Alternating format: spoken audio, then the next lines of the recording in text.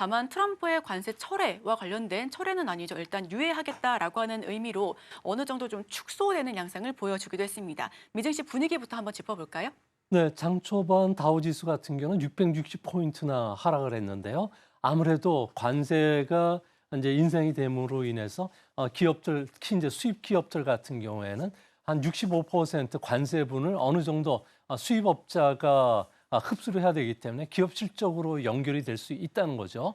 그리고 35%는 소비자가 부담을 하니까 1인당 관세 인상에 따른 수입 부담이 아무래도 가계는 830달러 정도까지 늘어날 수밖에 없습니다.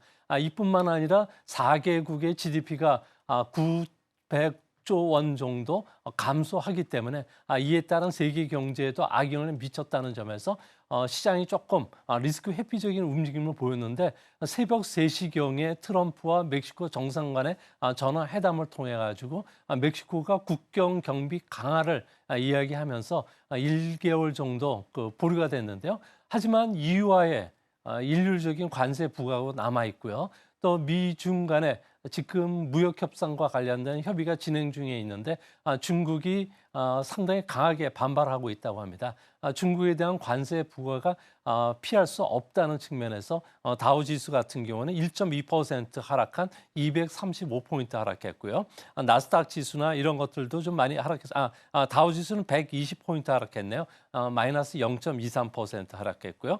S&P 지수 같은 경우는 0.76% 하락을 했습니다.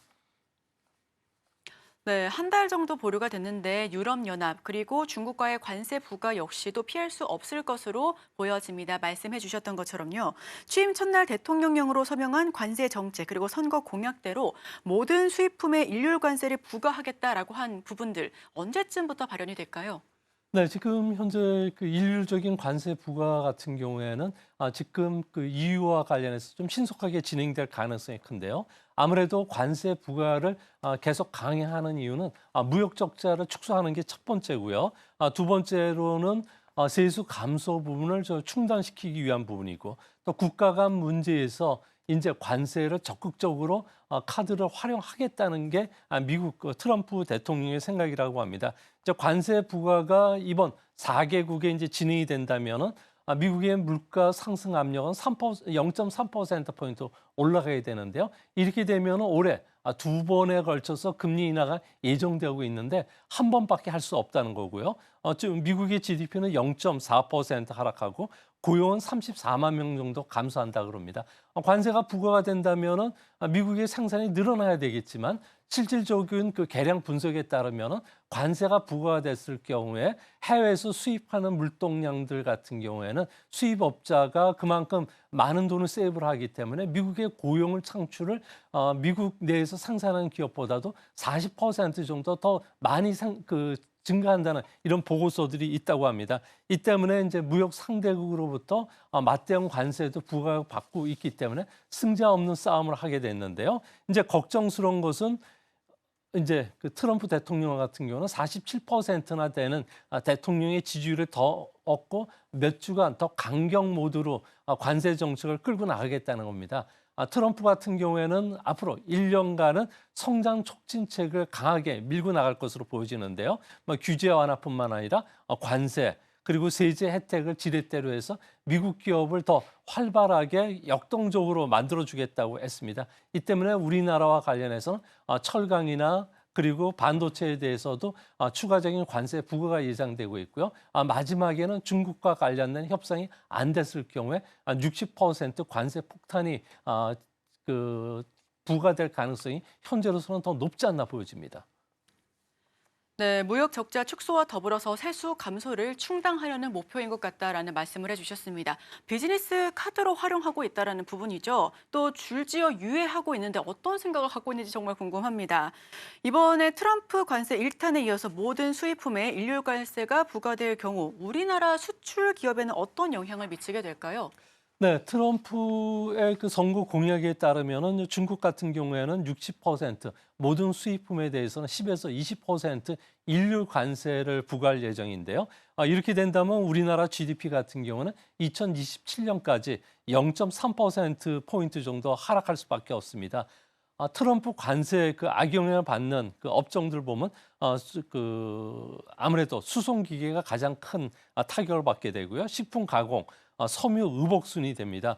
반사 이익을 보는 것은 아무래도 중국이라는 막대한 물동량이 60% 관세를 부과받기 때문에 우리나라 같은 경우에는 전기 전자 업종, 기타 제조죠, 귀금속이라든지 액세서리, 의류, 운동용품, 오락용품 쪽의 그 수출이 더 늘어날 수가 있는 거고요. 또 완성차 업체들 같은 경우는 좀 피해가 아무래도 크지 않을까 보여집니다. 뭐 이런 측면에서 보면 우리나라 기업들 같은 경우에는 미국 주변에 니어쇼링 전략을 쐈는데 이제는 미국 현지에 들어가서 지역 그 블록화라든지 로컬 최적화의 경영 방침으로 나갈 수밖에 없지 않나 보여집니다. 근데 문제는 미국에서 생산을 하면은 인건비라든지 생산 비용 같은 경우는 중국이나 멕시코보다도 5배에서 8배 정도 비싸다고 합니다.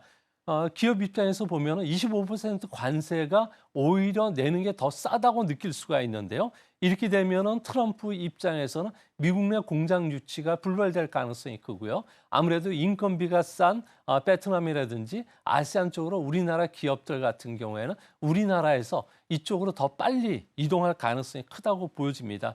아무래도 우리나라 같은 경우는 이래저래 이번 관세로 인해서 미국의 수출 물동량이 줄어들고 기업의 판매 이익도 감소하는 이런 악영향이 있는데 다행히 우리나라 같은 경우는 원달러 환율이 최근 들어서 빠르게 절하됐다는 측면에서 관세와 관련된 충격은 다른 나라보다 좀 적지 않을까 생각이 됩니다. 네, 일단은 말씀해 주셨던 것처럼 수송 기계가 가장 큰 타격을 받을 수 있을 것으로 보여지고요. 완성차 업계 역시 피해가 불가피할 것으로 보여집니다. 미국 현지에 들어가서 로컬 최적화 경영 방침을 세우는 수밖에 없어 보이는데 문제는 인건비 아니면 생산비가 너무 비싼 게 문제라고 할 수가 있겠죠. 그럼 좀 부정적인 것만 먼저 들어봤는데 어부지리로 수혜를 받을 수 있는 부분 어떤 게 있을까요? 아무래도 미중 간의 무역 전쟁이 이제 앞으로 크게 펼쳐지게 되는데요. 이렇게 되면은 틈새 시장을 파고들 수 있는 이런 기업들이 많이 나오지 않을까 보여집니다.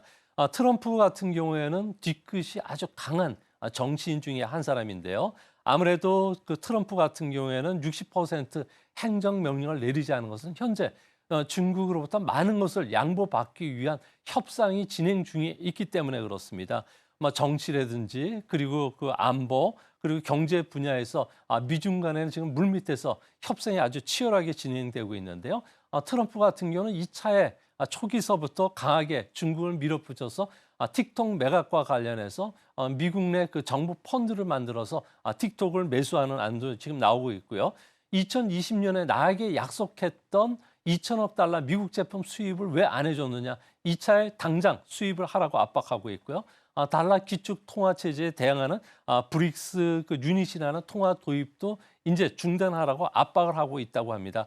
현재 미국으로부터 그 관세가 13% 부과받고 있는 중국 입장에서는 10%가 아니라 60% 관세를 부과받게 된다면 상당히 경제 타격을 입게 되고요. 이뿐만 아니라 트럼프 같은 경우는 최국 대회도 박탈하면서 중국의 주력 수출품에 대해서 무제한 관세를 때릴 준비를 하고 있다고 합니다. 이뿐만 아니라 우리 기업에는 수혜가 되는 소식인데요. 멕시코에서 생산된 중국 자동차에 대해서도 그 200% 관세 부과를 지금 엄포를 놓고 있는 상황이라고 합니다. 이럴 경우 중국 같은 경우는 2025년 기준으로 봤을 경우에 미국의 그 수입 시장 점유율이 10% 안팎으로 뚝 떨어질 것으로 보여지고요. 중국의 GDP도 1%포인트 정도 떨어질 수밖에 없기 때문에 중국 경제는 그야말로 상당히 어려움에 처할 가능성이 크다고 합니다. 반면에 우리나라 같은 경우에는 전기 전자라든지 기계 업종, 기타 제조 쪽은 아무래도 중국의 틈새를 메꿀 가능성이 크다는 측면에서 플러스적인 면이 강하고요. 특히 원달러 환율이 우리와 미국 시장의 그 완성차 시장을 놓고서 경쟁하고 있는 일본이나 독일보다도 우리의 그 환율 절하폭이 크다는 측면에서 반사 이익도 기대될 수 있기 때문에 너무 비관적으로 보실 필요는 없을 거로 생각이 됩니다.